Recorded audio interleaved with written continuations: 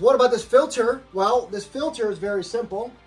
We're gonna take it, you see the fan up top.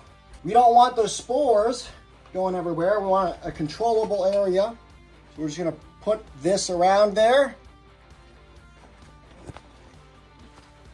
Secure this guy on with tension.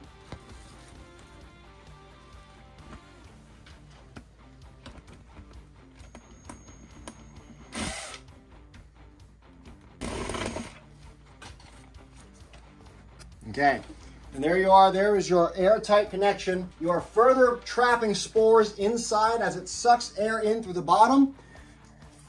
You're gonna have spores go up. As the spores move up, they're gonna get blown outside.